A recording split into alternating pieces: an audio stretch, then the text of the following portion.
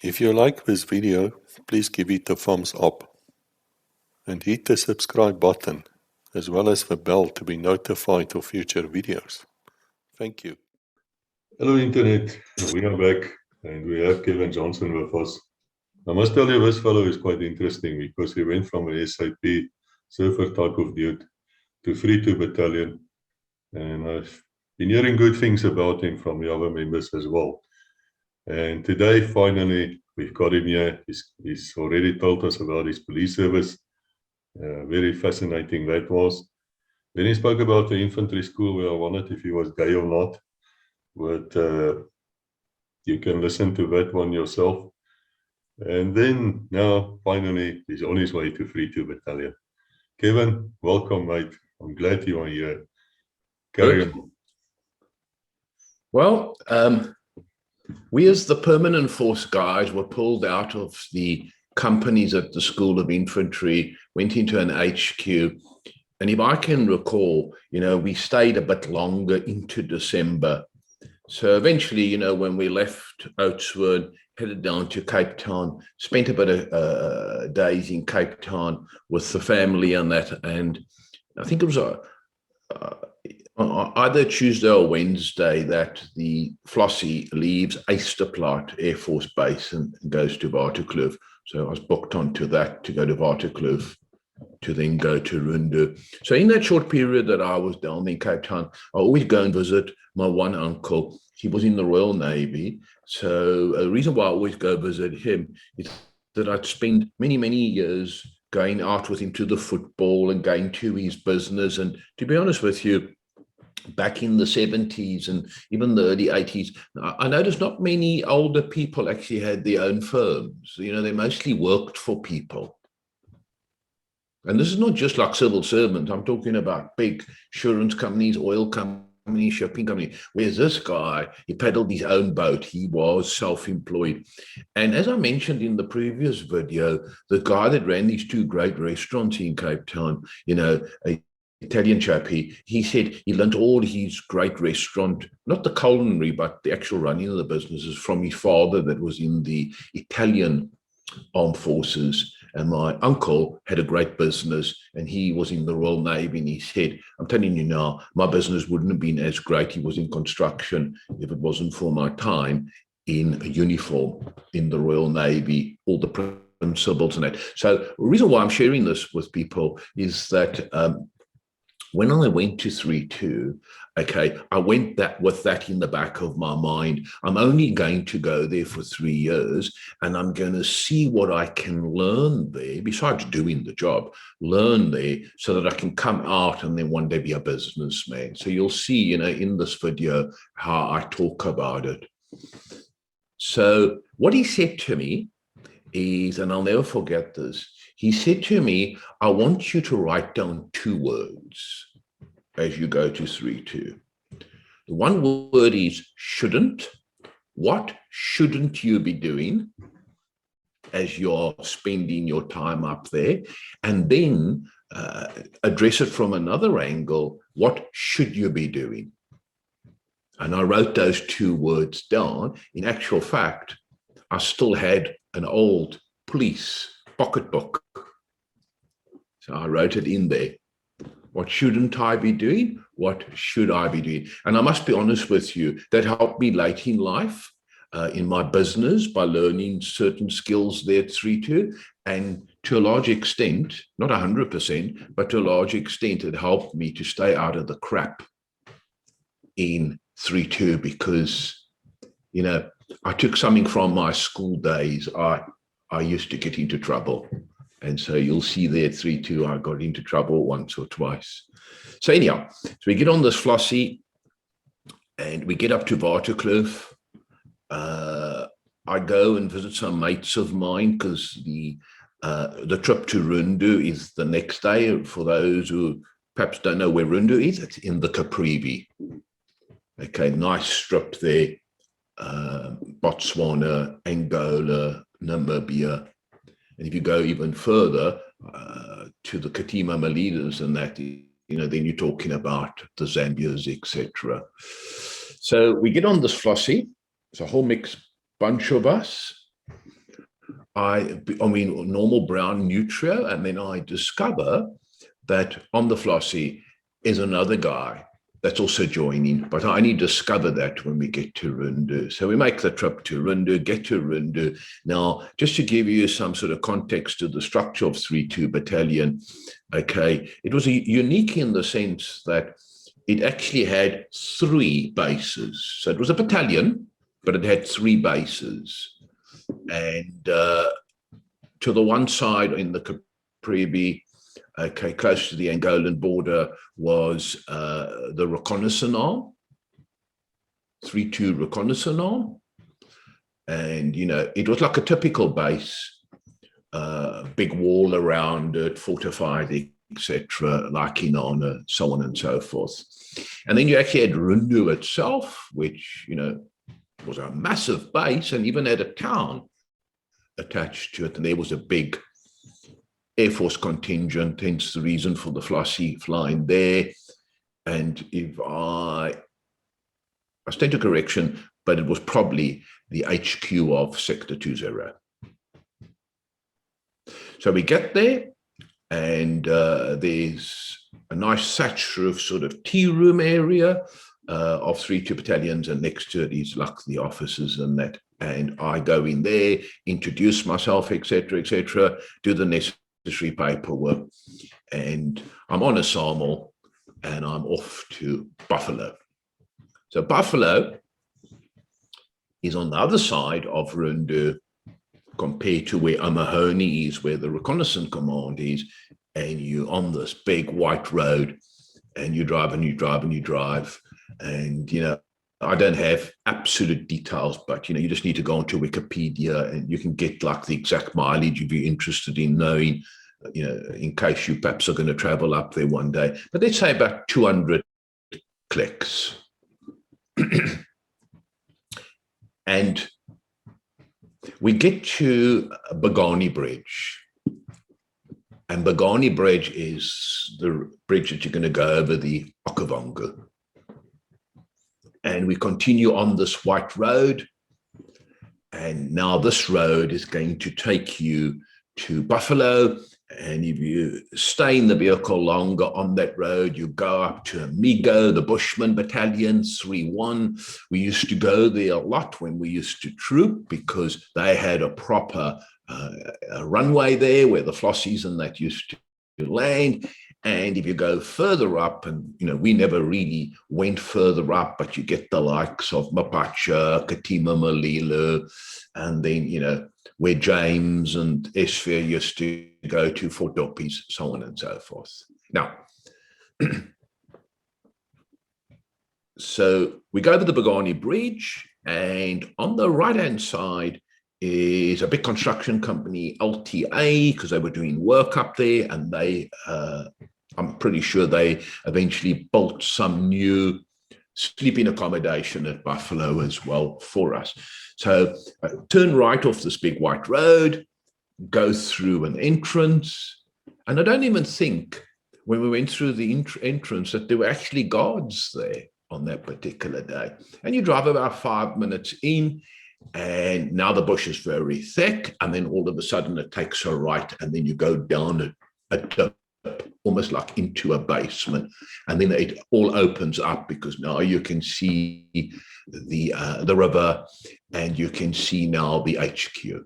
What a spectacular place. So in terms of ticking the box as to whether this is going to be a cool environment to live in, the box was ticked immediately. I had expectations of what it was. Now, bearing in mind, in those days, there was no like internet and that, where you're 24/7 on it, looking at images and that, nothing like that. So had an idea what it was going to look like, but it ticked all the boxes. Fantastic place. And for those who don't know that area, if you just look across the river today, on the other side are stacks of lodges. And I had a look about a year ago, you know, you could be paying $100, $200, $300 a night per person. Okay. And there we are on the other side of the river, and we pay no money. And as a young man, they say, I'll give you a basic salary. It's going to be hard to spend it because we give you accommodation, we give you food. And plus, by the way, there's a little green book and the pacador comes along, from time to time, the paymaster, and in there's the danger pay. So it's happy days. Money was never a problem up there. And I think in those days,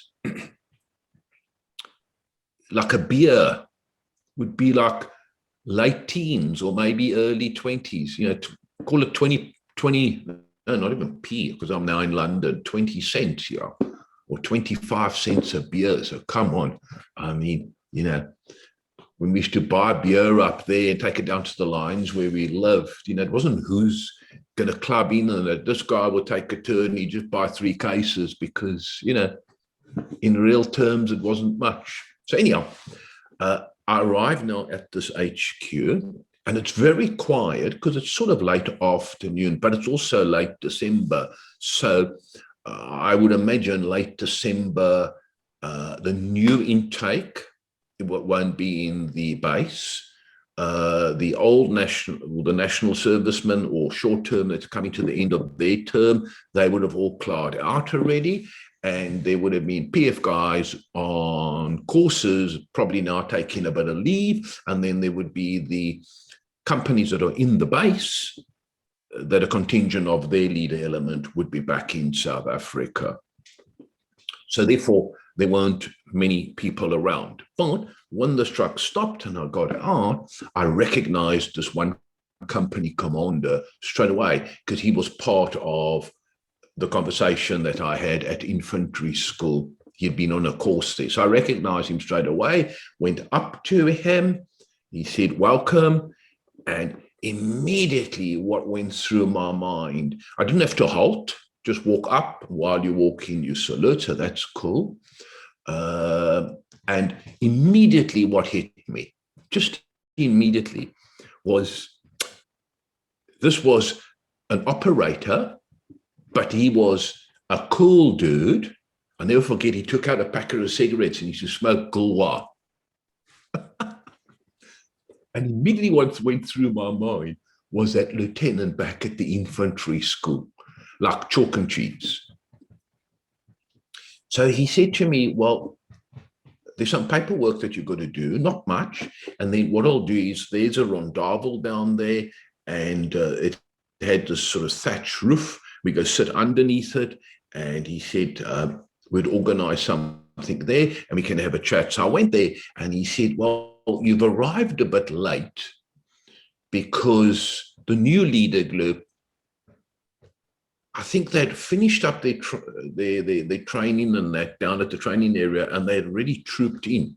So they were in transit already to Bambaland to go and do an ops because that was part of your sort of initiation, reorientation, whatever you want to call it. Some guys used to call it selection. I later on went to give training to 3 new groups that came in, and I never saw it as selection. I don't think that was ever our aim. It sounds all great, we're selecting you to kick you out, but in actual fact, it was just reorientating you so that you could get out of your head the things you were taught at infantry school, some of the stuff, and start applying the stuff that 3-2 Battalion uses. So anyhow, so we chat in there and he says, yeah, just go over your background a little bit again. So I explained to him, and the minute we spoke about Maleerskop and all the things we did at Maleerskop, he said, well, to be honest with you, Kevin, he said, you've been to infantry school where everyone goes, and how are we doing, this reorientation, whatever it is, the way you're telling me how you guys operated Maleerskop, you've done it already. So, it's no big deal, like, to get you now to join the other guy. So that was how that conversation ended. And then he said, right, I'm going to get a Gary, and then I'm going to take you down to the lines. He said, there's not many people there at the moment, so I'm going to get you to stay with Alpha Company. So you go back up the hill, down this white road, and then for maybe 3/4 of a kilometer, and then you make a right again. But instead of going down into a basement, okay, there's less of a decline, and you're going down to the river. And you get down to the river, you make a sharp left, and then running along the river are all the company's sleeping quarters. So you're a little bit away from the HQ. And in those days when I got there, I mean, the places where we slept were normally about 4 people, and it was made with bamboo, thatch, wood, zinc. You know, these were, like the one guy used to say, some mossines.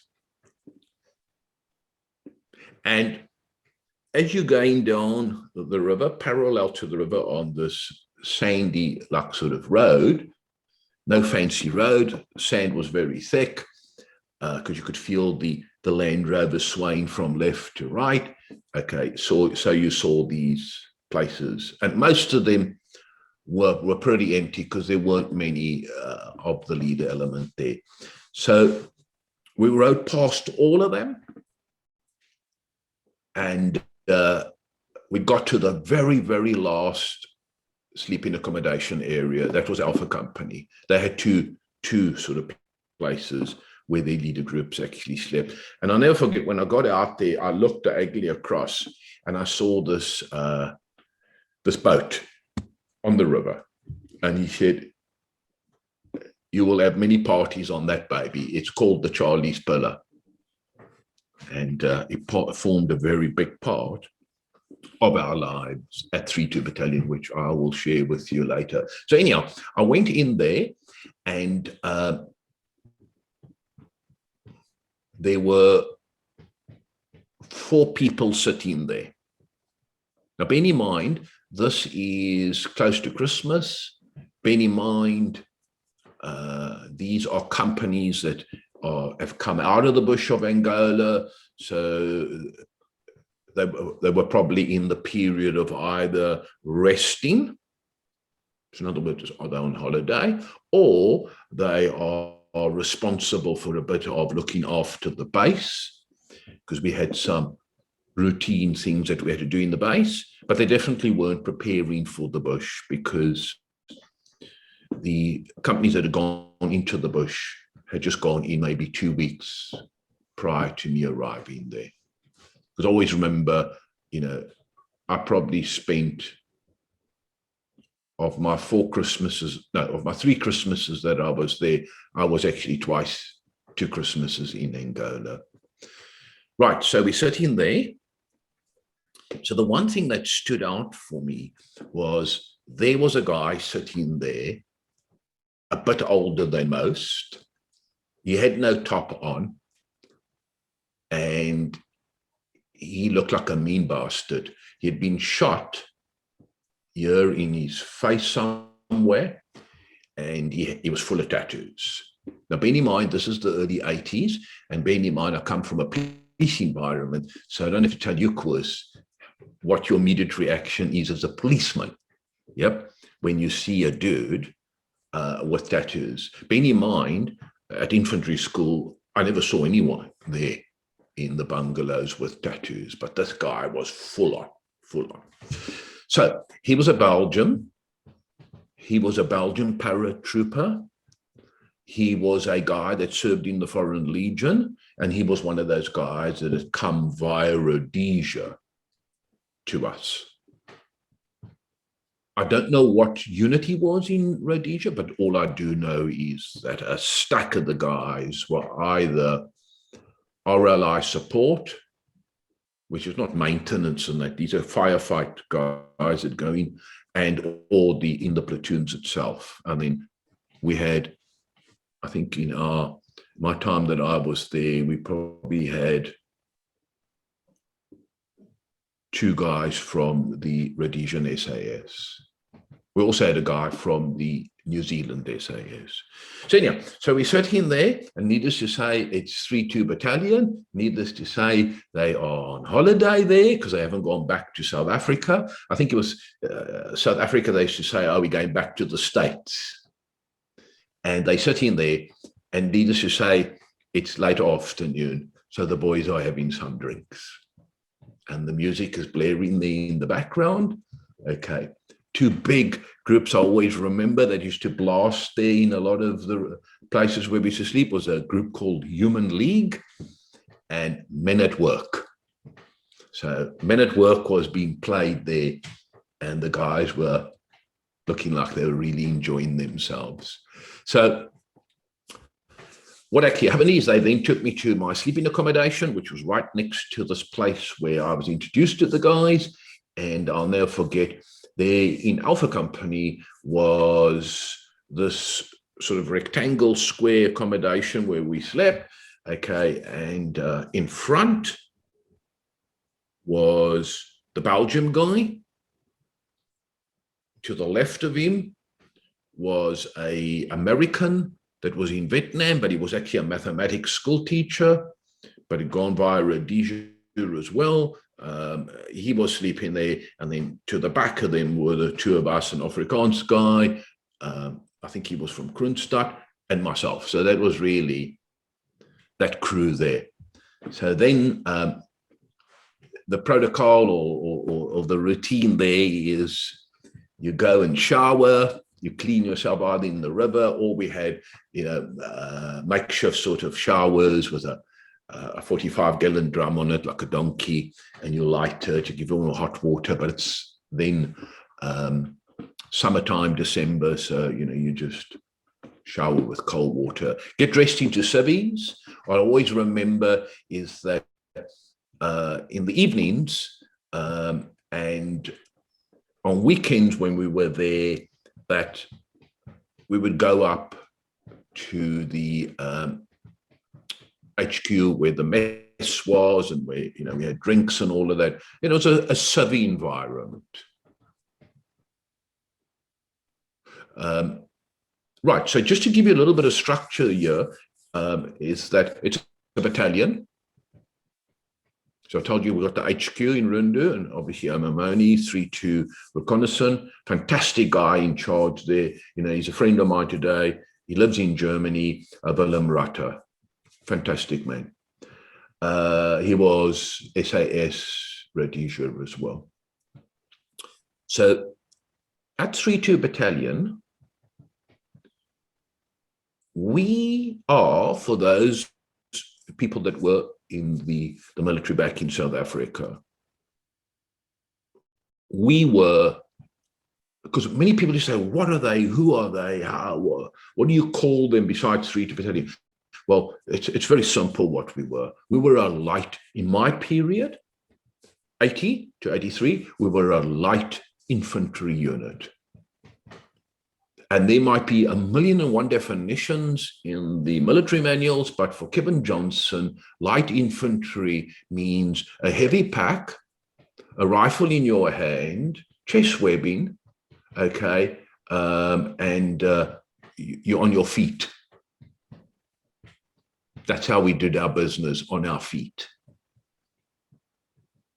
What did we actually do? Well, you had the Avambaland as an example, because a lot of the activity in Angola was out of Avambaland, but not limited to Avambaland. So the police and the army had lots of bases there in Avambaland, like on Gongo, Oshikati, in Nana, that type of stuff up there, more to the west, Ruakana. So what 3-2 Battalion did is, it was a buffer just on the other side of Angola into Angola. We were the buffer there between Namibia and all its activity of Ambulant and the people in Angola, which was basically predominantly Plan, which is SWAPO, and FAPLA, which is the army of the Angolan government, and then the Warsaw Pact in those days, because obviously communism was full on, and we used to hear stories of the foreigners in our unit of the huge amount of troops that NATO actually has, especially like in Germany. What the hell's that all about? No, you got to understand, it's the Soviet Union. It's the Warsaw Pact. These weapons that you use, it comes from the Warsaw Pact. So this wasn't like some little thing that P.W. Botha had decided on. I mean, you just needed to travel abroad and see how many servicemen from Europe, Canada, and the United States were actually there in Germany. Apparently, the numbers were unbelievably high. I think that apparently it was so high that even the German economy enjoyed having so many people from other countries. So this wasn't a PW war. This was because of the First World War and the Second World War, even though some South Africans were a little bit anti the British back there, and because of the concentration camps and that with the Boer War, the fact of the matter is that South Africa served in the First and Second World War. So we aligned ourselves with the West. And then these liberation organizations like Plain, SWAPO, the ANC. I must just mention something about the ANC, myself personally. And I mean, I stayed at 3-2 a bit longer than most. Not once did I come up against the ANC, not once. It was either SWAPO or FAPLA, Cubans, and I'll tell you some stories later on of our engagement with the Russians. Right, so getting back to some more practicalities, we light infantry, we counterinsurgent, we operate in Angola. Myself personally, we were supposed to go into Angola on one op, so for about 2 weeks or whatever it is, they weren't ready for us, so they kept us in Avambulan. And to be honest with you, when we go to those bases in Avambulan, they keep us 1,000,000 miles away from the base. You know, you're not allowed to go inside. Only 4 or 5 of you can go in there. I don't know why, but they just didn't like us in the bases. So it was 2 weeks. So what they did is they made us do a bit of patrols there. I think they regretted it because, you know, our troops didn't take patrolling in Avambulan seriously. For them, it was like a holiday. So later on, I'll tell you the story there where my sergeant woke me up one night and I realized that quite a few of the guys in the temporary little base that we had created had decided that there were more exciting things to do, like going to visit the cooker shops, see if there's any woman, and see if there's any alcohol around. So, right, so getting back to the unit, we operated in companies. So companies at 3-2 Battalion, when I arrived there, was 3 platoons. So that was the structure, 3 platoons. Later on, I think in that very first year, we moved to 4 platoons. So we bolstered the companies. It went to 4. So it's basically a 25% increase. So in the platoons, 2 sections, and the troops and the lance corporals and the corporals, and some of the platoons even had sergeants. They were all Portuguese black soldiers who, in 76, Colonel Jan Breitenbach brought them out of Angola. So maybe because I'll just share a little bit of some background there in Angola. So basically, you can Google these things if it interests you and get the absolute facts and dates if you're interested in it. I'm just giving my story here as Kevin Johnson of what I can remember. It was obviously a colony that's Angola and Mozambique of the Portuguese. The Portuguese decided in the mid-70s it's all over for them. And so Colonel Breitenbach was involved there in Angola. And there were 3 organizations in Angola: UNITA, FNLA, Holden Roberto, and obviously the party that came into power, MPLA. So the MPLA were very, very Marxist. And so what actually happened is the Americans decided that they weren't going to get involved. And so, Breitenbach, I think it was Op Savannah or whatever, they were quite deep into Angola, and then they made a decision, the South African government, that, we're not going to occupy this country on our own. So they got everyone out, and that's when apparently Breitenbach had decided that he was going to bring out these people. So it was then Bravo Group. He brought the families out, lock, stock, and barrel. So there at Buffalo, where we had the lines where all the personnel in the company slept and the troops, if you got back on the truck and drove even further down for a couple of miles along the river, you would actually get to their place where they stayed, their family. So it was mothers and fathers, even grandfathers, kids, whatever. Okay. And it was called the Kimbo. So that's where the troops actually lived. So in these companies, these platoons, the size of the sections, manpower, was based on, like the guys used to joke, we've got taxis up here, Kev. They're called Pumas, called sign giants. And obviously, you can only put so many in the back of a Puma. So a platoon would need 2 Pumas. So in front of the Puma would be the staff sergeant or sergeant, which is the sort of flight engineer. He sits in the middle between the 2 pilots, and you got the pilot and the co-pilot. That's the Air Force flying the Puma. Sitting in the back, okay, is 13, 14 sort of personnel from a section. In those sections, you could possibly have, our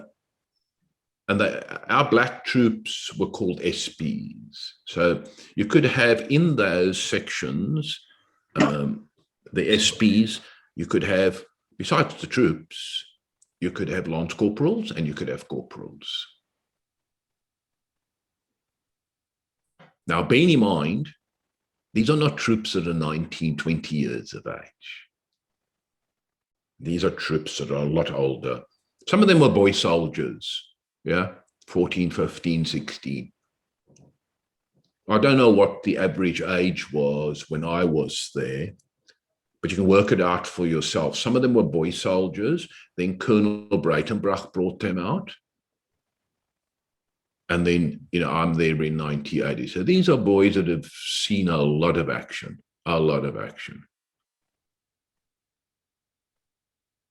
And for those listeners too, just to give you an idea, is that if you were to take a platoon, because, everything in light infantry revolves around the platoons. That's where, when it's all done and dusted and all the talking's done in and all the planning is done in, it's the light infantry at platoon level that executes things. So I don't recall, and I'm sure that some of the people that comment on these videos, they'll be able to correct me, but I don't recall us ever flying into Angola just as a section. We always flew in as a platoon, 2 Pumas. And I don't think the Pumas actually liked flying on their own, although they did a Casevac in the evening, which I'll share with you. One of our troops that got shot, they're coming late, they're coming 1. But during the day, they fly in pairs. And plus us as platoons, we go in as a platoon, not a section. Okay, so that's the structure there. What you would also have, not all, but I certainly had, in my platoon would also be, now bear in mind I'm an NCO, so I'm like the platoon sergeant, but we used to show respect to the SP who was a sergeant, so basically be the platoon sergeant as well. So I was very, very fortunate that I had exceptionally good SP NCOs, not just in my platoon, but in the company. My first sergeant, he was only with us for a short while, and he went and became an operator at 5 Reconnaissance, Pedro. That he died later in life. Then we had a corporal, unbelievable guy, Da Costa. These were mixed race guys, big guy, powerful. I mean, absolute gentleman, but a warrior. And he went as well, and I'm pretty sure that he went to 5 as well. And he later on went through the ranks. And it'll be interesting when you do speak to James, because James will definitely know him. Now, where I was a little bit disappointed is I was looking at the structure based on my experience in the police and thinking to myself, wow, we're not accelerating our SPs through the system. And why are we? And so as a result of that, we could be losing these guys unnecessary to Special Forces. So Special Forces gained, unless they instructed people to go, which I don't think Special Forces would ever do. So James and them actually gained a lot of guys because we were a bit slow in coming out of the starting blocks in progressing our SPs.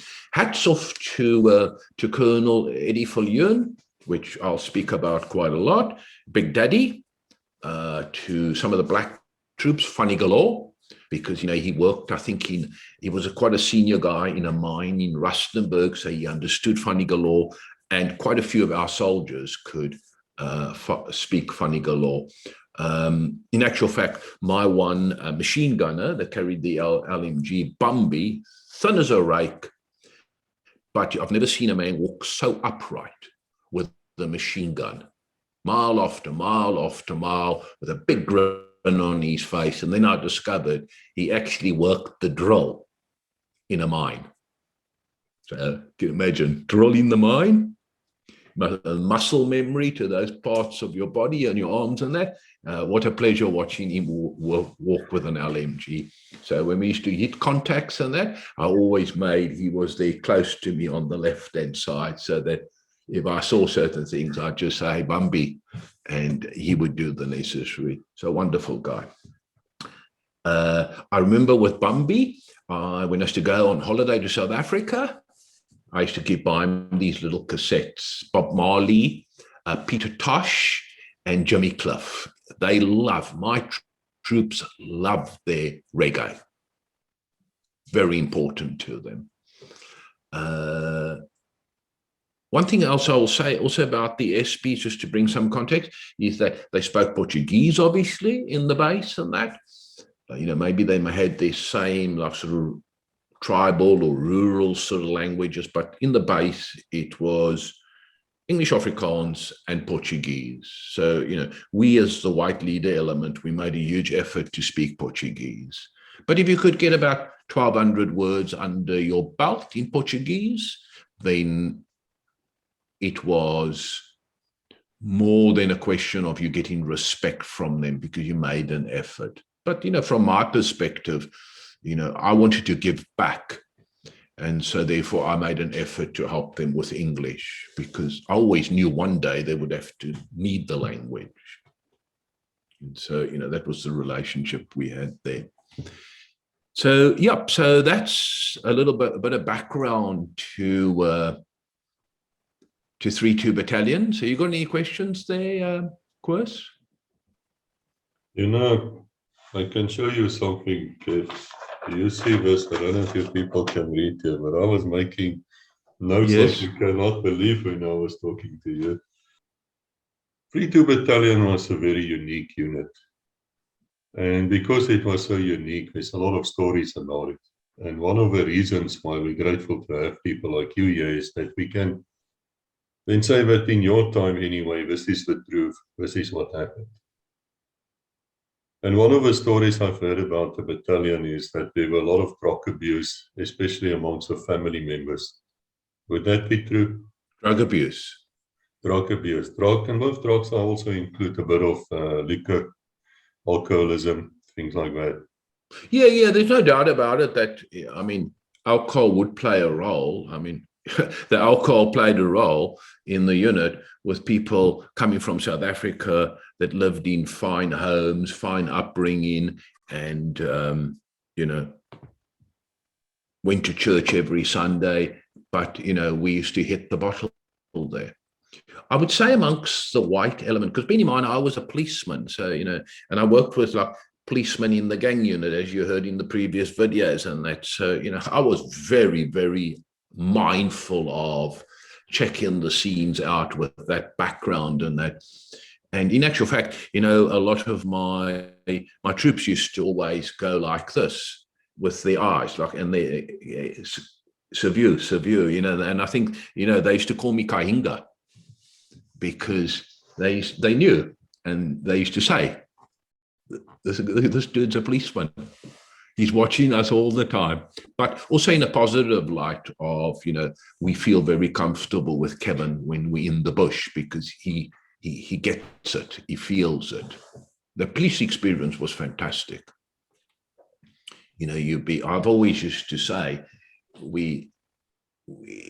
especially when we were doing counterinsurgency, not the big ops where, the Air Force Mirages and Buccaneers and Impalas were involved, and 6-1, mechanized under a fantastic man. He went on to be a Major General. I keep in contact with him from time to time, Major General Roland de Vries.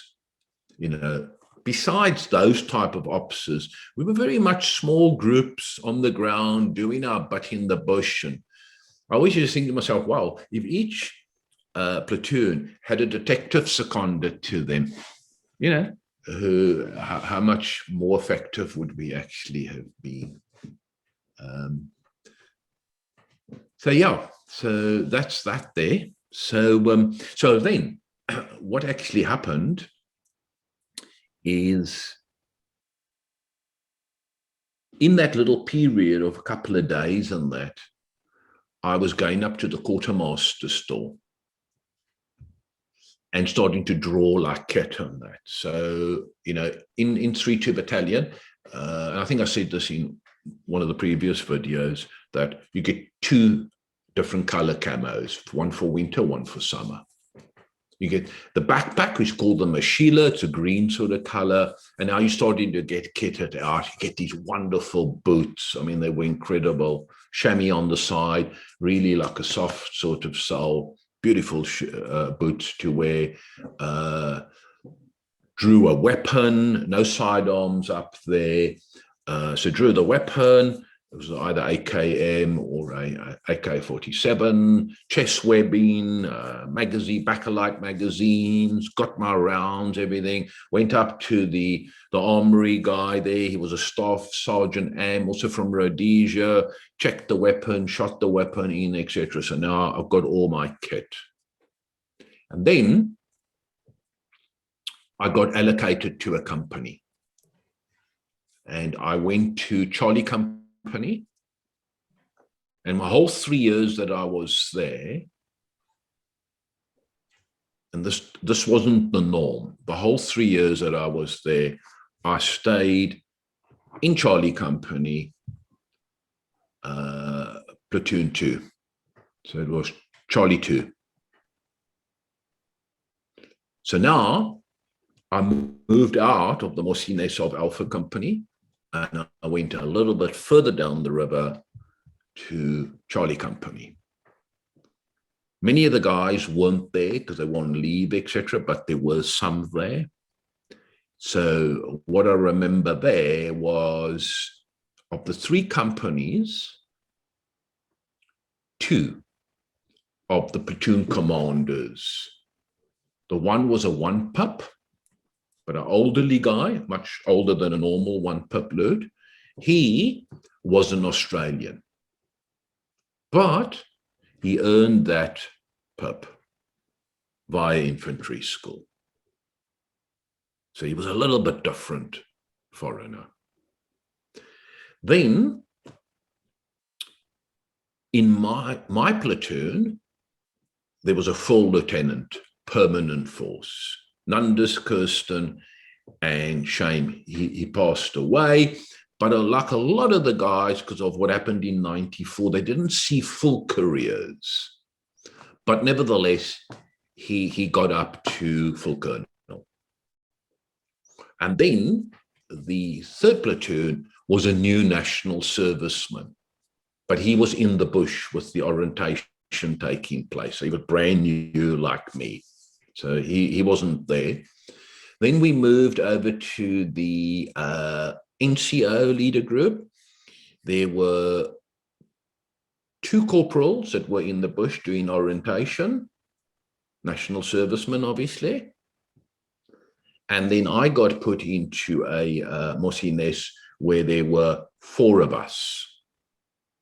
There were a temporary sergeant, short term, and a corporal who were now next year going into their second year there at the unit. And then I got introduced to Lance Corporal Jock Lennox, ex-1 para, British Army, born in Glasgow, Scotland. And I'm not sure whether he was Foreign Legion as well, but definitely had served time in Rhodesia. And here's this little Scotsman. He's now the bed next to mine. And no shirt on. He looked like a little boxer. He was short, full of tattoos, red hair, and took a bit of time to get a handle on his accent. Clearly, a guy that you had to keep an eye on because this man was naughty. How old was he? He could have been in his early 30s. Now, being in mind, we're closer to 20s. He's up there, gone over 30. So, you know, you're sitting there with a mature man. And so that was my intro into Charlie Company. And now other people started to come back. So we started to get ready and prepare. So we went down to the training area, started to do training there. And then I realized that because the orientation had been going on and I wasn't being exposed to that, you know, I had to sit down with the guys that had been there a while. And so before we sort of got together as a company to start doing work now, I'd already worked out by asking them how the box formation works, because basically everything that we do in the bush at 3-2 is we walk in a box formation, whether it's a platoon, whether it's a section, whether it's a company in a box formation, so that if you see something or you hit some contact, okay, you can just bring the guys from the flanks out and you can go and do the attack. So what do we actually have there in the platoons? So in each section, we had an RPG man. We had, I think it was an M26 that fired like those little 20 mils. Normally the platoon sergeant used to carry that. Then we also had LMGs. And then the different AK-47s. And, you know, where people always say, yeah, it's all clandestine 3-2 battalion. I mean, it was quite weird that we had all the camouflage on and we had AK-47s and RPGs and that. But some of our troops used to go to the bush with R1s. So, you know, we weren't all. It's interesting that you say that to me, Kevin. Sorry, I've been quiet for a very long time. I deserve a medal or something. But General Bowman once said to me, I asked him about the R1, and he said, well, he visited 3-2 battalion, and the troops had told him R1, number 1. Would you think they preferred that weapon above AK, or did it depend on where they were? No, I would say probably they preferred it if they were like a rifleman, but if they were carrying the mortar pipe, you know, then they'll swing to the AK. So it Did could they have be, a choice? it's just more convenient to carry in that on your shoulder, and then you got the mortar pipe, and the RPG-7 guy would have an AK-47, but the normal rifle guy, he would walk with the R1. Didn't that make it very hard for supply if you're having different calibers in your company or platoon to resupply the weapons with bullets? Because we don't shoot the same bullets. I'm not sure. I mean, we carried quite a bit of ammo with us, but, I never heard complaints where if we were in big contacts and they had to get ammo out to us that night. I mean, I never ever heard, because, back at we used to have what they call a HAG, I think it was Helicopter Admin Grouping, which was into Angola, like at Onjiva, or sometimes deep in the bush itself, and then the helicopters could land there, put the gas after and that in, and we had a fantastic sergeant major that used to work at these HAG. He was an Australian, Gary Wright, and I got to know him pretty well, and he would have said to me, "Oh God, preparing the ammo, and that's a nightmare." And to be honest with you, if it was the case, we would have just swung over to one thing. So it couldn't have been a problem, I reckon. When you go into Angola, would it be like this offensive sweep where you patrol looking for the enemy? Or would it be basically, to attack a base or something specific? So basically, to keep it simple, there was probably two types of activity. The one is, we think there's hot activity in an area, and then we would be flown in by Pumas, but from the forward HAG in Angola, and then you could be days, weeks in that area and not come into contact with anything.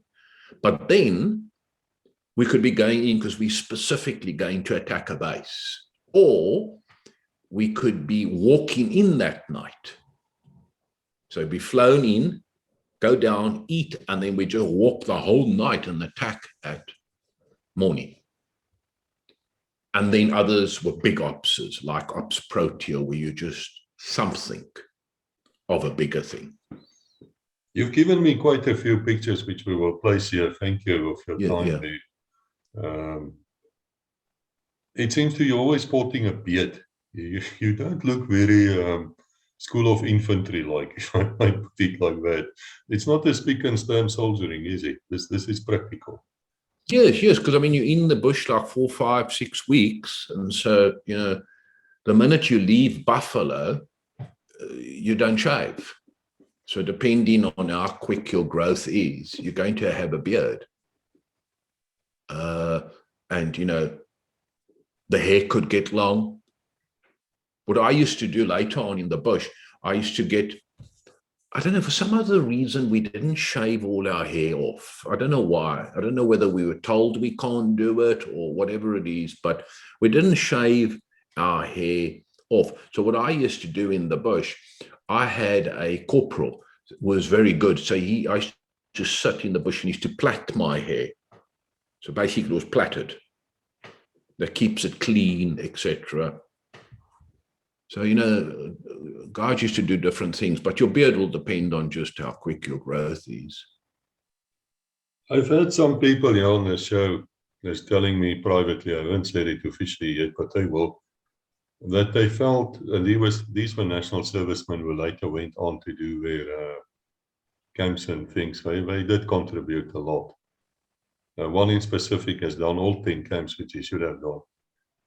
And his argument is that the permanent force members were not really doing the fight.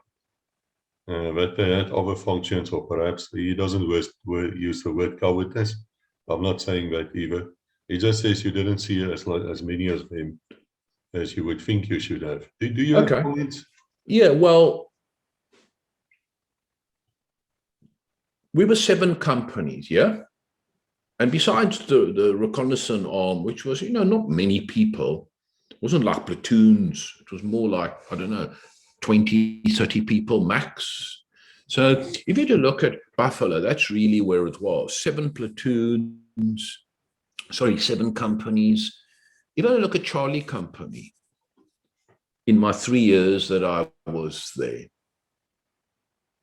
I had one acting company commander, that lieutenant that I spoke of, the 2-pip. My lieutenant, when I first arrived there, he went up as acting commander for a short while. And then there were 3 other company commanders that I had in my 3 years there. All of them were permanent force. 2 were up there single. And my last one, he came up and his wife and little kid actually stayed at the HQ, because at the HQ at Buffalo, there were some PFs that were married and actually had their family there. So at company level, or PF. Down in the platoons, I would say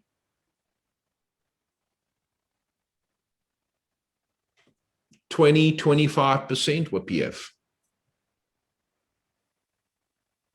Myself personally, but it's easy for me to say it because I was going there for 3 years. I wanted to get the most money out of the 3 years, so you go PF. So I might be a bit biased when I say this because I was PF going there, but what I could never work out is that up and down the country back in South Africa, whether it's infantry school or whether it's Lady Smith or Grahamstown or whatever it is, you've got a lot of these people running around there who are contributing to giving our new personnel that's coming to 3-2 a year of training. Whether you agree that it had to be a year or not, they were nevertheless getting that type of training. So I would have thought at least they would have seconded, PFs from these units and said, look, go up there and just get a touch of reality. I mean, there's no doubt in my mind that a lot of the training back there was caught up in conventional plus counterinsurgents. So I would imagine it was like a balancing act for those units back in South Africa, that you have to keep the guys counterinsurgency and at least semi-conventional. But I still believe, more PFs should have come up into the platoons, because I hear these generals all talking about you get your leadership, everything in the platoons. So, take the guy out of the theoretical in Bloemfontein or Grahamstown, and then he come up and do 1 or 2 bush trips. He's going to go back there thinking a little bit different when he's helping his troops back there on counterinsurgency. Up there at the HQ, the guy that was in the quartermaster, guy in his cities already, the armory guy, the guy in charge of all the vehicles, well, they were all PF. The base sergeant major was PF. The base commander was PF. Would you say that anybody who would have wanted to join 3-2 Battalion could have done so? PFs? Yes. Well, put it this way, if you're a quartermaster and you want to go there, there might be a list. So, but if you were infantry, because most of the guys that were in the actual companies, most of them had gone via infantry school, except for the foreigners. Most of them had gone via infantry school. But then there were 1 or 2, like a good friend of mine, Hein Fourie, who's in that one photo. He went through the Panzer or the armored school in Bloem. But most came via, they all had an infantry school background.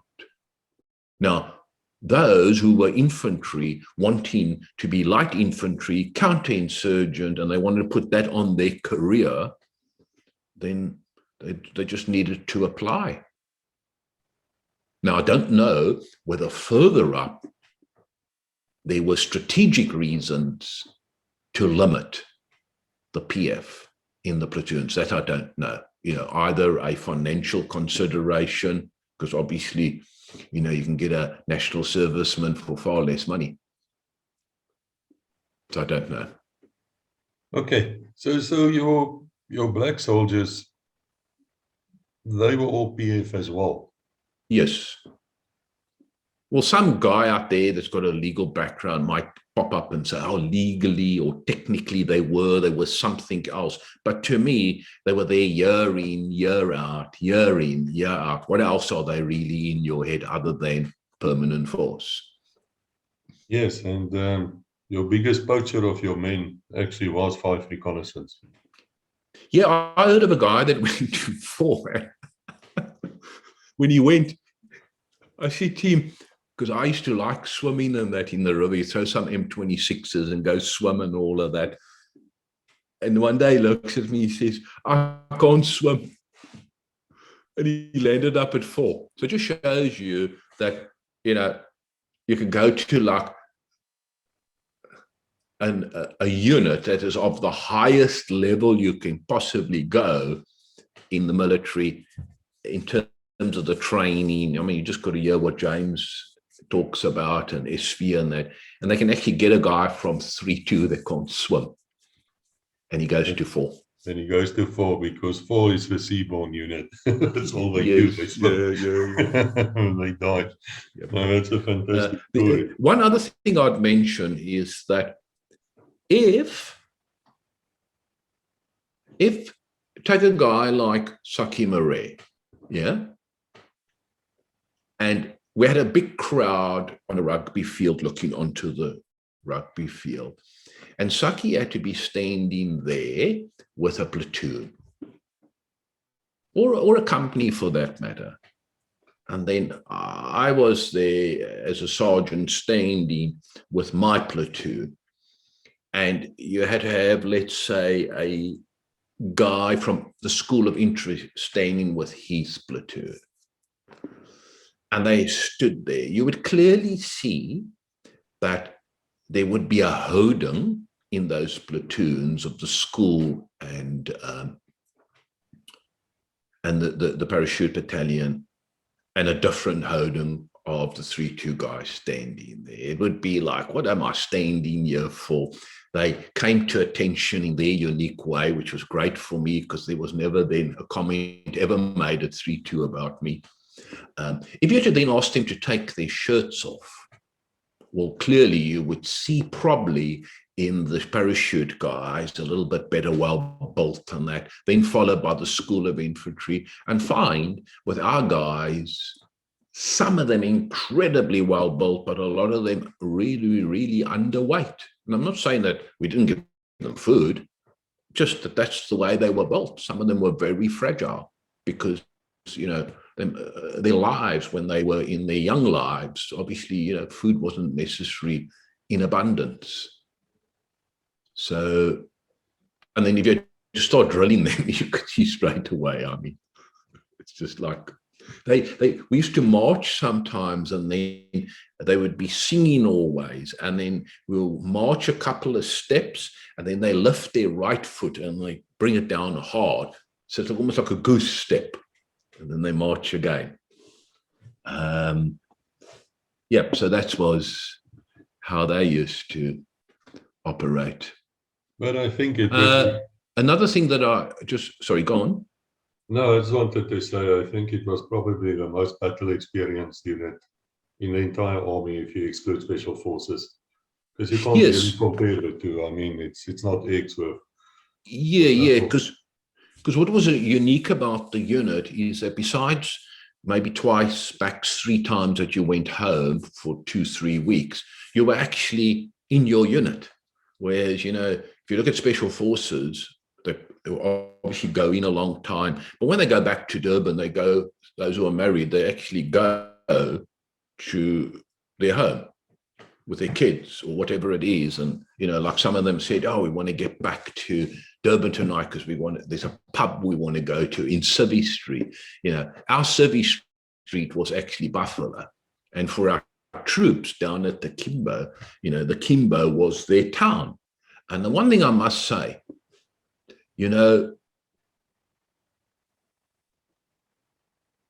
the 3-2 guys, I haven't come across a 3-2 guy that speaks bad about the SPs. Only thing I will say is we could have done more in advancing them. But in fair play, in 1985, okay, Colonel Eddie Viljoen did start to advance them. And in actual fact, some of the SPs became platoon commanders, full lieutenants. So, hats off to him there. Would you say that the average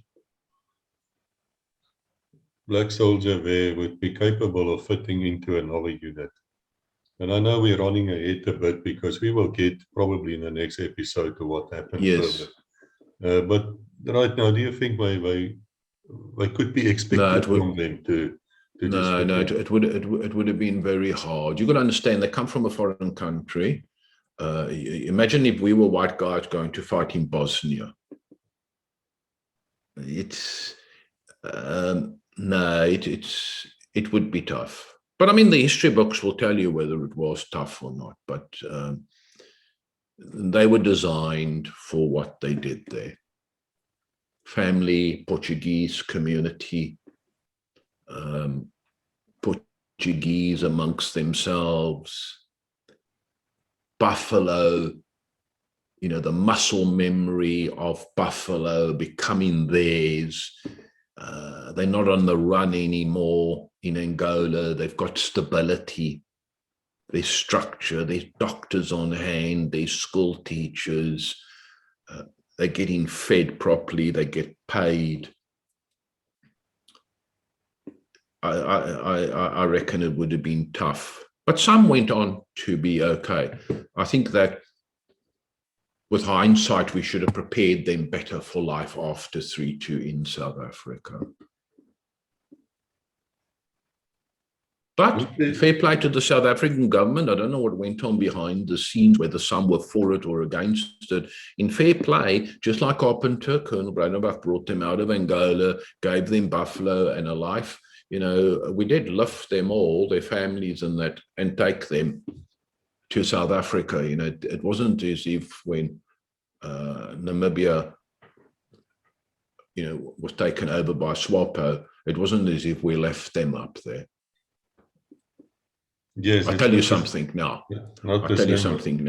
There is no ways, and I don't say this lightheartedly, there is no ways the leader element of 3-2 Battalion would have allowed those troops to have remained there and us getting the hell out. There's no ways.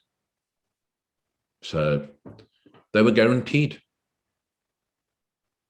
Well, it seems to me that there was quite a good relationship between the leadership element and the troops.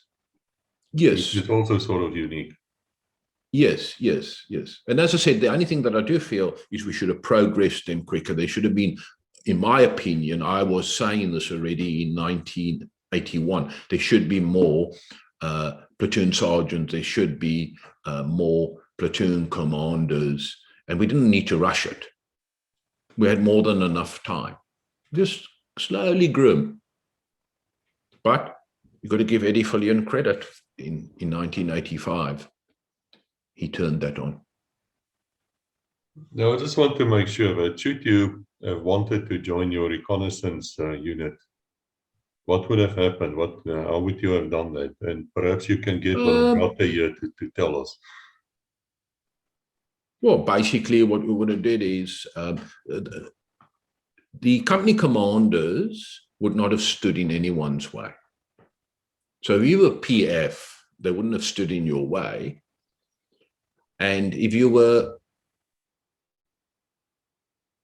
in the platoons, and let's say you had a year behind you, and the company commander was happy with you, you would be going basically, in my period that I was there, you would basically be going to reconnaissance, and it would be about them training you. You're not going to go there and do some sort of selection, where you're going to be out on a white road with a pole and all of that. No, you'd just be training you. Do you think that these foreigners who were serving there, did they contribute a lot? Well, at the forward Hague in Angola, we had Captain Clay, American, that used to run the Hague on low-level stuff. Obviously, Falcon, the commanding officer of 32, he used to come there when the officers were bigger. So he was an American, and then the sergeant major that looked after the Hague was Gary Wright. Now, those two guys did an unbelievable job. You know, the only people that in the leader group that would have disliked them were people that simply just disliked foreigners and weren't prepared to give them a chance. So for me, they were great people. I could always speak to them, very knowledgeable, and they were methodical. And, you know, it was always nice to see the laughter coming from the troops when, you know, Gary Wright used to shout on that, because it was like quite a strange accent on that, and they used to love it. There were some that should never have been there, but in 1981, and we can touch on that, when we did a big ops called Operation Protea, this was a massive ops where Roland de Vries really came into himself, the commander of 6-1 artillery, had Buccaneers, Mirages, Impalas, obviously the gunships were there, 3-2 battalion was there, the Pathfinders, 44 parachute brigade, 1 parachute. You know, there was a big ops to move into 2 towns. By then, the majority of the foreigners were gone. But they're not worked out. I mean, they just decided for whatever reason they don't want to be there. Yeah, you know, to be honest with you, you had to be a certain type of person for 3-2, because 3-2 was long bush trips, living off your back. So let me ask you, James Tytger's favorite thing in life, you know, is to talk about the profile of a Special Forces soldier. It is extremely fascinating. I'm sure everyone here has looked at this series. What's a profile of a 3-2 battalion member? I would say that they were young men that could stand their ground.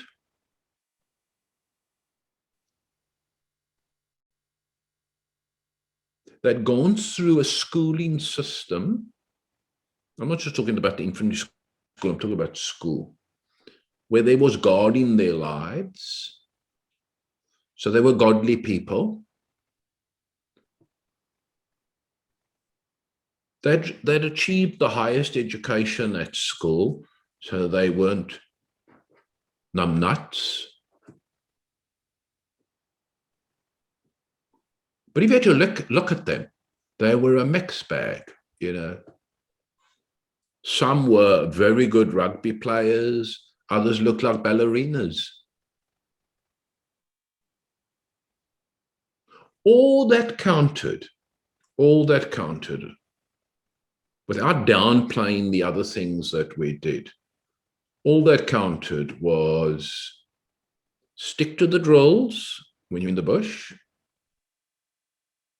and get the people into a straight line when it happens. So for me, you'd imagine the following. For most people in life, they'll talk about a week that they have, you know, a week, Monday, Tuesday, Wednesday, through to Sunday. And you get into a routine where you do certain things. We were almost like a pro sportsman, where you didn't have a normal week like most others. So our weeks were days or weeks where you rest. And when I mean rest, you rest. Then there's a period where you're preparing. And then when you go to the bush, you could almost see that as match day. So we actually had 3 types of days or at least me, I had 3 days in my head after a while there. It's like rest, rest, rest. It's totally different. Prepare, prepare, prepare. And then you got match day when you go and do what you're supposed to do, because that's why you're there. And so later on in life, when I went into business, I actually then decided that's how my week goes. When I rest, I rest. When I prepare, I prepare. And then you have the match day. So it was a mixed bunch, but the core of the value was there. What I also noticed with the people is that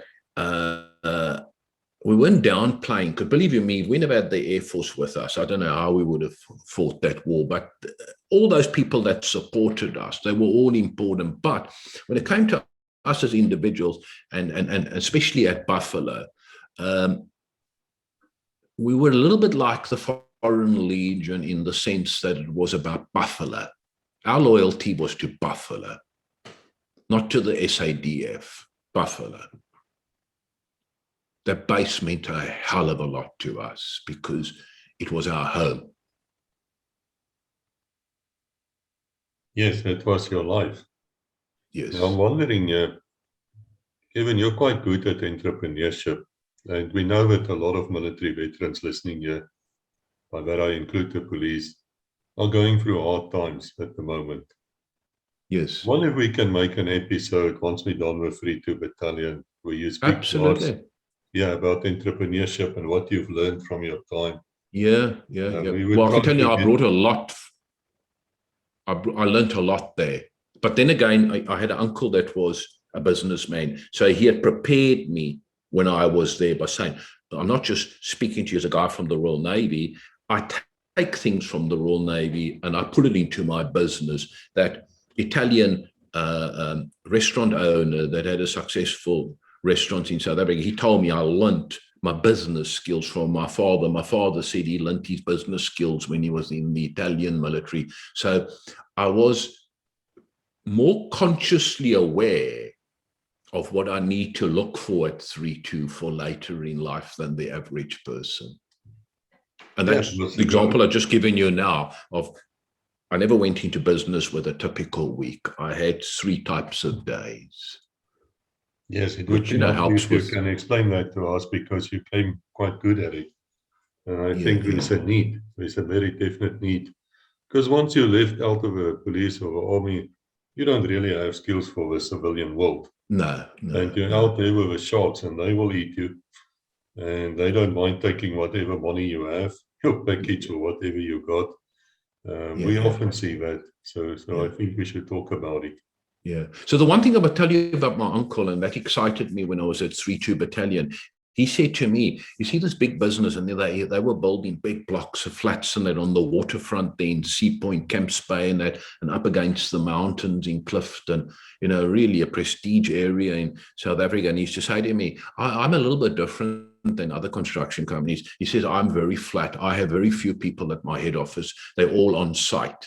And I go to the sites. I don't grow an empire. So what was encouraging for me when I got to 3-2 is, unlike the infantry school that actually had an HQ up there of the company, and there were personnel there, in our life at 3-2, when you go to the company commander, you could, let's say you were going to where he stayed. Okay, you'd go there, you sit on his trommel or on his bed, and that's his office. And guess what? He's the only staff member in the company HQ. So it's a quick decision. There's no red tape. That's why you got things done. Yep. And when we go to the bush, which is match day, where we do the business, if we're in a company, he's there. And if we are in platoons there in the bush, he's with one of the platoons. So you don't sit at some hag. They're on the front line. So that was really nice to see. So that's how my uncle only does it. And so I looked at my company commander. I actually told the one day, so, that's interesting. I'm going to tell my dad, because his dad was a colonel in the army. Right. So we were now in Charlie Company. I think in my first year there, when I got into the company and everyone was back, there was about 10. 10 in total. There was also a Rhodesian there. He was from the RLI support. So yeah, we were 10 in total. We were 3 platoons. What really, really surprised me is, with my uncle, of the stability he had in his company, and he still joked with me one day. He said, so you're in a company. So you're a young man learning your art and trade in a company. I've got a company and you are in a company there in the military. So that's cool. But the one thing that really surprised me was that when we got to the end of my first year, and I remember we were in the bush that Christmas in my first year at the end, I looked around, and of the 10 of us that were there on the 1st of January, I was the only one left. New company commander, everyone else had left, and this was people that were going back into civil life as national servicemen, PFs that had been transferred. Okay, one had been shot, and he wasn't quite, I don't think he went back to the bush again. He went to work for Colonel Breitenbach, and then Gijsie, the Rhodesian, he got shot and died. But the rest were just gone. And I thought, that's interesting, that why don't we have stability? But it got a bit better in my following year and the next year. Well, from a viewpoint of the troops, I mean, this constant changing of leadership, I'm not sure that's a good thing. No. And that's why I said to some of my mates, if you want to learn out of life to be better going forward, especially if you're entrepreneurial, then you mustn't reason by analogy. If something's been said 100 times and you believe that's the way. So what we always used to do, and some guys used to do it quite emotionally and that, in videos and all that, where they used to say, I came there, I was a boy, and then I had my first contact and was working with the troops, so I had to earn my stripes and all of that. And then, they took me on board. And I did say to the guys, that was all fantastic, but it was us that benefited. We perhaps didn't think of how can they benefit. So it was a bit of one-way traffic. Would you have done anything different? Yes, I certainly would have done something differently. And I didn't wait to be an entrepreneur, because I built a business in South Africa that I sold to Westbank. And then I built one here and we sold it here. And so it wasn't that I just learnt it in business. I knew it right there, almost in the first 4 months at 3-2 Battalion, that in my humble opinion, that if you look at a company commander, a platoon commander, a platoon sergeant, and even the SP that had moved up to sergeant, then that level remained the same. But you can't be a company commander unless you've been a platoon commander at 3-2. You can't be a platoon commander unless you were a platoon sergeant. And I'm not saying that you needed to get the experience to move up. What I'm saying is that the jobs were very, very close to one another because of what we did. So that means a good platoon sergeant, there would have to be something wrong with him if he couldn't be a platoon commander. This is counterinsurgency and it's light infantry. And, the only thing that we had additional there at our unit was that we had to show an interest in family affairs. We always had an HQ to support us, but we got involved in family affairs. Well, you didn't have to be a lieutenant from the infantry school to know how to help with family affairs. You just needed to be a person that, showed some empathy. So that I would have changed. But then, practically at a higher level, maybe there were things we weren't privy of. Was there any specific moment where you felt that the soldiers are accepting you?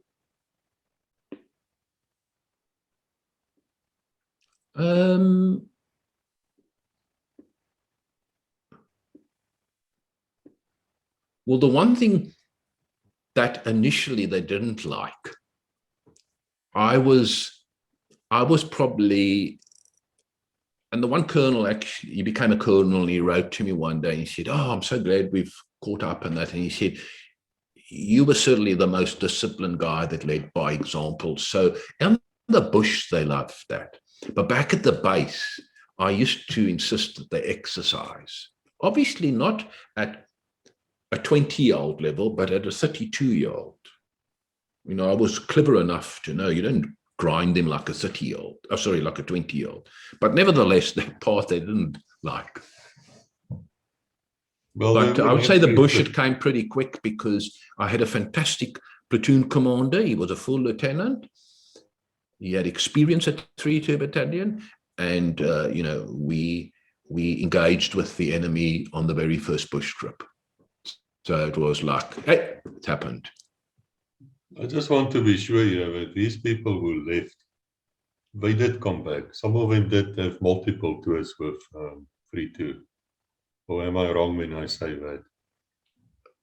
Sorry, when you say who? The leadership element. Let's say the guy, Clarite, let's say he leaves for some reason the unit, and then he comes back for another trip, and then he goes out again. Were they lost? I mean, once they leave you, they left. Or no. Both my company, but two of my company commanders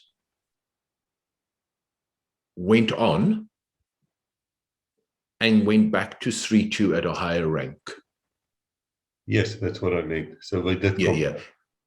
Yeah. And later on in life, I'm not sure of the date, but Frans von Staden that you're going to be speaking to, Eddie Viljoen, because the war was now hotting up on that, Eddie Viljoen stopped national service in 85. So in an indirect way, that's what I was advocating for, that, you know, the people must come in, stay longer, and there's no platoon commander unless you were a platoon sergeant type of thing. Now, you couldn't do that with a national service person who was only 1 year there. I mean, you just wouldn't have enough time. But what I hear from others, they said to me later on in life, what Eddie Viljoen did is he started to progress the SPs up to platoon commander, not company commander.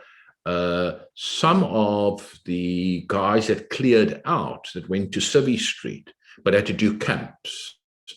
They went back then, did camps. So in my second year, we had a guy that came and did a camp, and he was actually me in my platoon, Grobbies. So it is to focus on getting more manpower back from the citizen force to 3-2 to help out.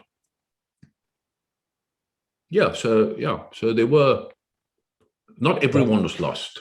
Why were you people calling Eddie Viljoen Big Daddy? Well, I'll tell you something. Here I'm quite a hardened policeman, but a Civvy Street, now I'm there. So we do an ops. When you say Big Daddy, I tell you, there must be a story why, but what conjures up in my mind is the following.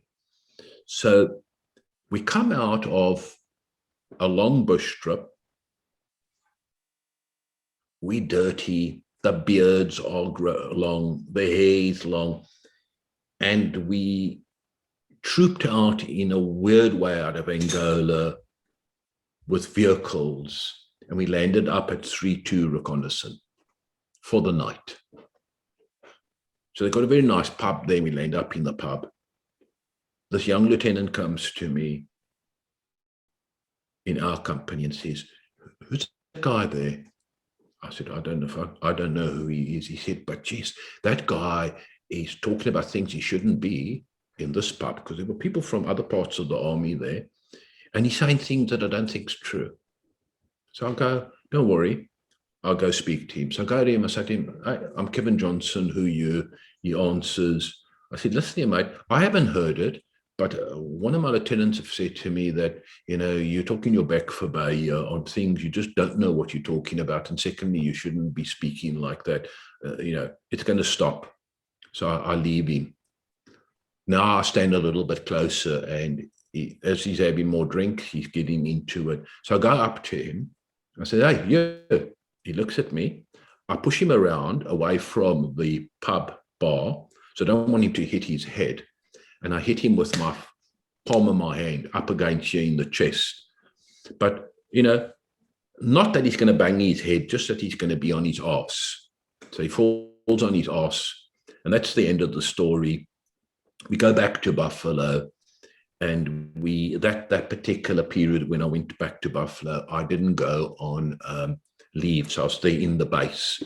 And about 2-3 weeks before we troop into going to Angola as well, we hear Big Daddy's coming to the base. Now, he's not an easy man. And people can Google him. And when you look at him, you can make up your own mind who he looks like. I rest my case. So I get told down in the company lines, he wants to see me. So I go up there, and I don't know whether I just marched in or whether the base sergeant major was there. Yeah, I think it was the base sergeant major. It would have been Pierre van Heerden. He was from Reconnaissance Command, and he was at the base. And because he was single, Pierre, he was the only base stroke RSM, because the RSM of 3-2 normally was at Rundu. But Pierre was there at Buffalo as RSM and base sergeant major. So he drills me in. So, of course, you're in brown neutra and you've got your camouflage beret on. And when I was there at 3-2, we never had these fancy belts and colorings and all that. It was just normal brown neutra. So we go in there, and I say to myself, he's not going to intimidate me. Because I put 2 and 2 together, and I thought it must be because of that incident, because he knew everything that goes on in his unit. And I said to myself, I'm not going to allow this guy to intimidate me. It don't work like this with me. But I tell you now, of course, as soon as I stood there in front of him, my left calf started to vibrate. Now, if someone had to look, it might not have looked like it vibrating, but in my head, it was vibrating. And then he goes on to have a go at you. Yeah, no, he was the Big Daddy. He used to smoke those cigarettes, he used to hold it in a certain way. Because remember that he was in the mining industry in Rustenburg. He used to hold that cigarette in, and I'm almost sure that he used to smoke plain cigarettes, without like the little cap. What else can I say about the guy? So anyhow, he's there, and he says to me, are you going to go do the selection at Special Forces? Just like that. I thought, oh, this is nice. This has got nothing to do with the incident. I said, no. I said, Commandant, I'm very happy at 3-2 Battalion. In actual fact, I'm very happy in Charlie Company. And I said, I'm very loyal to my company. He goes, you know what? Talking about loyalty, he says you get different types of loyalty. Ex-policeman, I know what's coming. That wasn't loyalty that I showed down there at Mahoney. And then basically he just said to me, so you really believe that guy was out of line? I said, yep. He says, well, do you realize that we handle men like that differently? Like, for example, he comes in front of one of my officers or myself and we kick him out of the unit or we charge him. So you must understand something if you're making a career. You've now denied us the opportunity because you just handed out your own punishment. some things, and then was interesting, he said, and then he used my name, Kevin, some things require other forms of discipline. And then he just looked at me and said, oh, by the way, I'm starting to send men to the engineers school to do the demolition course. I want you to go to the bush, you come back, you go and do the DEMS course. Sergeant Major? Yes, Commandant? And out I go. That's actually very, very wise. I mean, that's a good commander. That's a really good commander, actually. No Echo Victor was stopping, his call sign. Big Daddy was what we used to call him. Troops used to use funny galore. Perhaps you can explain to people quickly what is funny galore. Funny galore is a lingo mishmash of black tribal languages they bring together into a language, and it was learnt underground in the mines. So if you work the mines, you would have the funny galore lingo. Yes, So it's a way to communicate with all the tribes. It's like a very unique mixture of things. Yes. And yes. that's how men found each other. So basically, the rest of that year, up until June, and then obviously with the next video, we can go into it, were probably 2 bush trips. That was counterinsurgency work. So we hunting in packs of platoons. What would actually happen? You'd wake up in the morning, you do your mapping, because we used aerial photography and land maps, set the compass, no GPSs in those days, get into a box formation, and then either myself or the platoon commander, we would then sit on the actual compass and do the compass march, and then we would get to a place 2.5 kilometers with a backpack on our backs. 2.5 kilometers, half an hour. We always used to rest for about 15 minutes. We were like smoking fit in those days, so the guys would all be smoking and that. Get up, walk again, maybe do 3 trips like that, so 7.5 Ks from where we slept the night before in the bush, and then we go down, maybe have breakfast if we hadn't had it already, and then what we'd do is, if we were in the platoon, then one section would go out and we would do our patrols. If we were in the company strength, we would go out as platoons, and that was counterinsurgency type of work. You know, for days you would hear nothing, although there used to be planes high in the air, probably civilian planes as well, not your helicopters, not sea helicopters.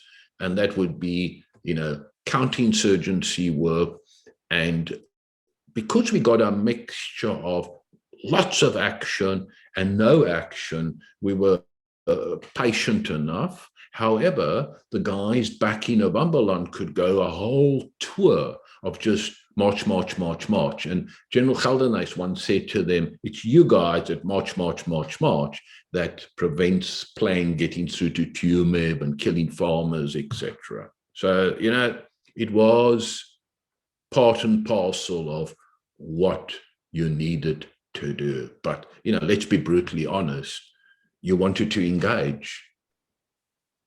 So it was 2 bush trips that we had, 4, 5, 6 weeks in, then rest at Buffalo, etc., go in again. And then on the next video, we will talk about Operational Protea, where down in the south, 40, 50, 60 kilometers into Angola, okay, place called Njiva, a big aerodrome there, and then a big base called Songongo.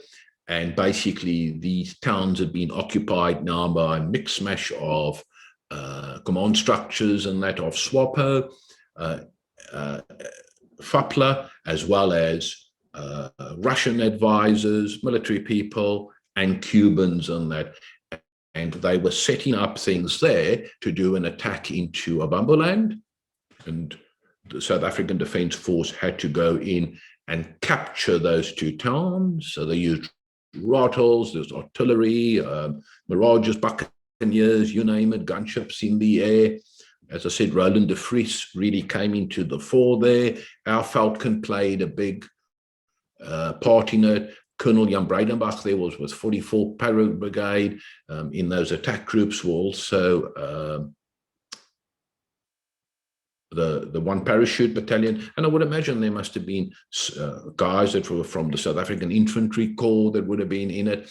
Our job, Charlie Company, yeah, we had been in that period back at Buffalo, we had gone to 4 platoons.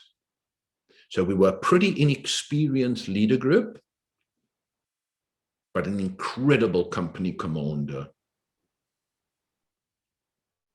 Truly, he came from another company at 3-2 Battalion, and it was now his time to shine.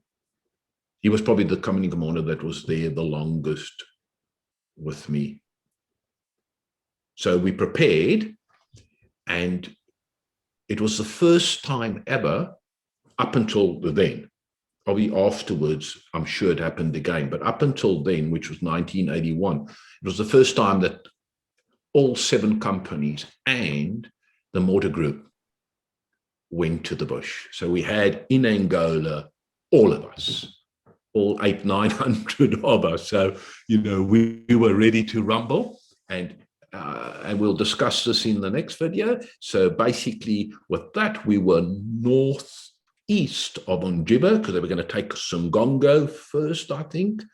But you can read this all up in Ops Protea on the internet. And then they were going to take Onjiba.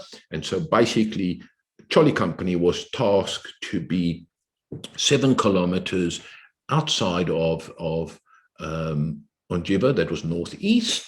And we were a stopper group. Okay. Basically a stopper group for people getting out of Onjiba. But, you know, in my mind, always, what happens if they come the other way? So there was a highway road tarred out of Onjiba up to the north, and then parallel to this highway was a dirt road. And we parked off between the two. I remember the company commander was close to the road, and we had 2 platoons in a straight line, you know, for ambushing. And then we went on half moon in case we get attacked from this dirt road. And I was on the, you could say, the 6 o'clock. If the 12 o'clock was up there on the road, I was on the 6 o'clock. And because I was basically, we had no company sergeant majors there, by the way. So unofficially, I was, you know, the senior NCO. I mean, that's incredible, eh? Only after 6 months. It just shows you the type of, not inexperience, but what type of tasks we had to do with not a lot of experience. And then I'll keep the people in a little bit of suspense for the next video. But what did happen is that morning, it was like Guy Fawkes. We saw these buccaneers coming in low level. Okay. Some guys said they saw the Mirage being hit by Sam. I didn't see that. The Impalas were attacking, because you get 2 types of Impalas, and then the certain type of Mirages were coming in. There was artillery going on, all to soften up these towns so that, you know, the boys could move in. And then I suppose for experience, it was a good thing. They didn't do a good enough job at Onjiba. So a convoy left Onjiba of about 30 vehicles, armored piercing vehicles, the BTR or the BNTR, something like that, or armor piercing, ammunition vehicles, because it was like pyrotechnics that day. There were PT-76 tanks, but they were on this dirt road coming through the bush. And when I heard those tanks, I knew. And they made an appearance out of the bush, and then they slowed down, my Mulatu sergeant and myself, and then Tienis, the company commander, he came over, and there was one other guy with me that had the RPG-7. We went out and we checked them out, and Tienis was actually, had made contact, and we were told by the higher command that they are buddies. This was intelligence or UNITA or something, bringing out equipment and all of this. And my mulatto sergeant looked at me and he goes, nada. And we looked a little bit longer, and then Tiana spoke again, and they said, no, they are buddies and that. Get them to park somewhere. I'm telling you now, get them to park somewhere. And I looked at my mulatto guy, and he looked at me, and I said, Tiana's there, we're going to be in shit here. And then we actually discovered it was Russians, Cubans, and Fapla, and maybe some Swapo were making a beeline up north in this convoy. And on the next video, I'll tell you, that was around about 12 o'clock, midday. It was a wonderful experience up until then, watching these planes and them all doing their work, and we're on the radios listening.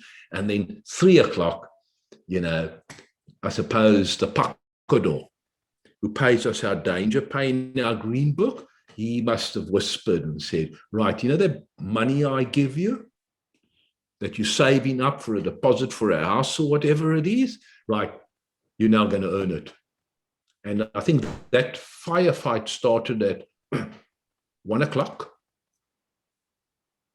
And we went to bed about 2 o'clock the next morning. So we're basically 13 hours of, I wouldn't say it was heavy fighting, but it was hit and run.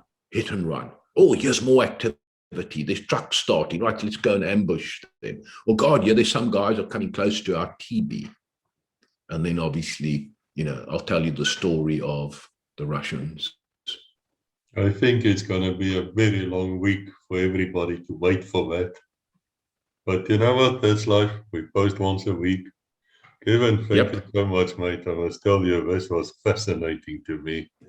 It's really a privilege to speak people like you. I thoroughly enjoy it. I'm sure people will enjoy this as well. And as I always say to you, thank you for the thumbs up. Spread the word. If you know people who can come and talk to us, please let them come. I do not have a direct line to the Army head office or headquarters or to people and say to me, hey, we're waiting for you. No, I don't have that. You have to actually contact me. So I'm asking you to do that. And until we meet again, God bless. No problem at all. And as I've always promised you, I'm speaking to my mates, and obviously we know we got some lined up already. Also I can just speak on myself. It's important that, late in life here, that I do share this, because people need to know what it really was. It wasn't just all about what most people think it was. We had a life. Buffalo was our home. Yes, no, you're right. And the thing is, if we don't speak it, then the lies will stand, which is really the reason for the entire program. It's just to give the other views, the truthful views. I mean, your truth is what you're telling us. Well, I'll leave one thing with people, because I know this, and I don't think Cape Town was unique. Things never used to get spoken about. And just, for those who are listening, if we could just pause for a moment and reflect and just be a bit grateful. If you look in the history of our unit, and I'm talking predominantly white areas, back in South Africa, there was town after town, city after city. On average, because it's the mothers that count, 2 mothers a year on average in the existence of 3-2, 2 mothers a year would find out that their boys have died. That's too much. But there are plenty of cities and suburbs. Our little Kimber, 900, I don't know, soldiers. Let's say there's 3 to a home, 4 to a home, children, wife, that's 3,000, 4,000 people, 900 homes. In that little town, the message goes down there 10 times a year. He ain't coming home. 10 times a year. versus 2 in all those cities. And it would not even be reported. That's the sad thing about it. Only the white casualties were really reported on the news. I might be wrong, but I think that's what happened. And that was deliberate. That was a political decision. Yeah. Whilst, that we could have progressed them further, and I just want to end off by saying the total commitment from the SADF. So one evening, we go down. It's a pretty hot area. We go down to eat, and then we're going to walk 2.5 kilometers to sleep somewhere. It's all mapped out. We know exactly where we're going. And up on the left flank of the box formation, we hit, they ambush us. And one of our troops got shot. I can't remember where, but I think it was a stomach wound. Sunlight, I mean, it was going down now. Sun was going down. From that radio call from us, they had to coordinate mirages into the air to give top cover. And when it was dark, for one single Puma to come in on a strobe light, land on a strobe light, and pick up the Casevac. And I was at the door of that Puma, and I could see there was a doctor and support people in the back. The 3 were in front. And the reason why I remember all of this is that I had a friend that was the flight engineer. And the deal always was that if he comes in, he's got to have coffee ready for him. So you give me Dixie, I'll give him one with coffee, and then in the coffee would be 2 whiskey, 2 tots. So he's got now hot coffee for him and the 2 pilot and co-pilot with 2 tots in it. Big full one, obviously, so they can't get pissed. And then they fly back with a hot coffee with 2 tots of whiskey. But, the point I want to say there is our troops appreciated that. Lives were put at risk to get one wounded guy out. That Air Force, and I will share later on in the videos, the Air Force were incredible. Let me tell you, I don't know how we would have fought that war without them. They were marvelous people. Yes, I wish they would come and talk to us. I've been struggling to get hold of Air Force or Navy, so if you're listening here, don't think this is an army show or a police one. It's not. It's for everyone who's got a memory. All of you are important. I keep on saying that. Please come and talk to us. It is marvelous. The more I speak to the army people and others, I must tell you, we've really done well for what we had. Yes. And we improvised all the time. There's a reason why we were never actually defeated, by the way. We were never defeated. We handed over a country which was working. Yep. What happened afterwards, I've said this before, I think General Bormann and myself were speaking about it. We spoke about political interference on the SADF. What happened further is not our concern, not our fault. I refuse to take the blame for that, and I will not. Well, I'll tell you what helped us tremendously up there is that 12 years we were in school. We had teachers in South Africa. I don't say that they were doing it knowingly, but that discipline and all of that stuff that went together, and then even the extension of normal school for many of us was Sunday school. That was the rock bed of what they had. So at 3-2 Battalion, even though there was one guy, an Englishman, who was from England that spoke out that we did atrocities and all of that. I mean, the type of people that came, they were just not into that game. Well, the thing is given that the more effective you are as a military unit, the more the enemy is going to dishonor you. So yes. In a way, it is a badge of honor. And that's what the show is about. If people here want to make comments that we are war criminals, let me say to you, and I'm speaking as a lawyer now, unless you can prove that, be very assured that we can sue you and we will sue you. So be very careful what you say here when you leave. Well, SWAPO Namibia, they were very combatant and we were up against them. So apparently, here's the interesting part. There's lots of reunions that take place in Namibia, and guys from the SWA Gebiedsmag and SWA Spares and South African ex-SADF go and meet with these people, and they reminisce. And I know a lot of guys have gone to Russia and they've gone to socials there and they've handed out medals and whatever to one another, because everyone knows is that it's a political game being played, and armed forces need to be used. It's just a pity. I reckon that if we had engaged big time with the ANC in Namibia, in Angola, then you would have had those reunions as well. Okay, but that doesn't really happen apparently in South Africa. The only time when the ANC and the SADF came together is when they merged everything. But I don't suppose there's functions that they can go to where they can reminisce where they were adversaries. No, I'm not aware of any such things, and it is a pity because there's seldom real hatred between the soldiers themselves. I've met a few MK members. I actually invited a former MK member who retired in the SADF as a Major General. I've invited her to come and speak to us, and hopefully she will. And really, I mean, when we meet each other, we actually hug. There's no hatred here, and there shouldn't be. It's a past. A lot of things went wrong, but blame the politicians. Don't blame a guy who's following orders.